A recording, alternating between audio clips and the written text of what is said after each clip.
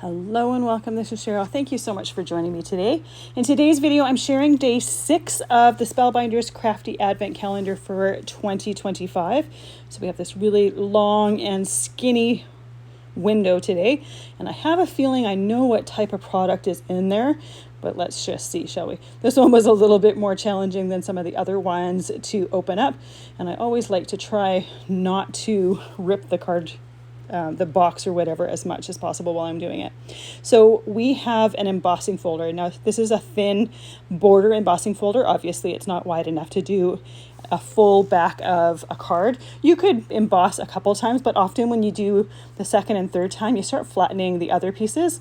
So I like to use this for borders. Now you could do it on a strip of cardstock and then put it on top of a background, but I'm going to put it right onto my background. So I'm lining up the side of the cardstock with the edge of that embossing folder. I'm using some Best Ever craft tape. Now I could emboss and not add any ink, but I thought it would be interesting to add some ink and just really show off that pattern. Now this is a brand new embossing folder. It's never had ink on it before, so it's really wanting to resist that ink. So I am gonna have to do it multiple times. I'm using the stacking on my Platinum 6 machine for embossing a 2D embossing folder. And the reason why I tape my paper right to that embossing folder is when I'm working on inking and moving that cardstock, I don't need to worry about it shifting on my paper. I know that it's going to stay in the same spot because it's taped into place. And you can see the very first inking, I really didn't get much ink on it. And as I keep doing it, I keep building the ink up and up. Now, as I'm inking, I'm also getting ink on the edges of that embossing folder. If I didn't want that inked on my background, I could use a cloth and wipe that off. This is a 2D embossing folder, so there's not a whole lot of dimension here, so it's really easy to get ink all over the side of that embossing folder and to ink it, but I kind of liked the look of it, so I decided to just go for it. Another option, if you were doing this and you really didn't like the look, is just to trim the piece and then use it as a separate border and put it on a separate piece of cardstock like I was talking about at the beginning. But again, I kind of liked the way it looked with the ink adding an extra border to the embossed piece. So once it was done and I had as much ink as I wanted, and you can see that I don't have a completely solid inked embossed area. It's kind of got a little bit of modeling to it, but I think that adds just a little bit more interest. I trimmed that piece down to 3 3/4 inches by 5 inches.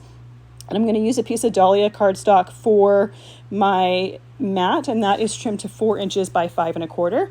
I'm using the Hello You sentiment die from day 5.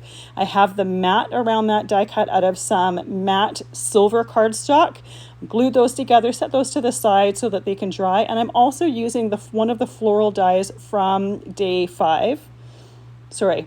The sentiment was from day 4. The flower is from day 5. I think I misspoke just a little bit earlier.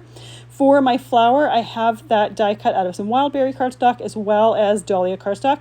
The wildberry is the one that's just a little bit darker. And then my stem and leaves is die cut out of peridot cardstock. The florals are ink blended with picked raspberry distress ink, and the leaves are ink blended with mowed lawn. The technique for the flower itself is very similar or exactly the same as my day 5 video. I just chose a different color for the flower so that you could see it in a different color. Once it's assembled, I tuck it to the side. I'm assembling everything onto my white A2 card base using that same Barely Art glue in the fine line bottle. I use this for pretty much everything. It sticks so well, it doesn't buckle the cardstock, and it gives you that little bit of wiggle room to shimmy things in place and move things as you wish, and then it starts to set. Now, normally with my florals, I like to use Stardust stickles, but because I have some silver cardstock around the sentiment as well as that gray embossed border, I thought some silver stickles would be nice with this.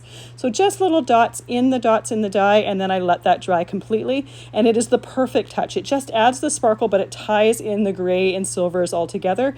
Again, a really, really simple card, but it's just pretty, and it's a fun way to use the Advent Calendar Day 6 embossing folder with a couple of the previous dies.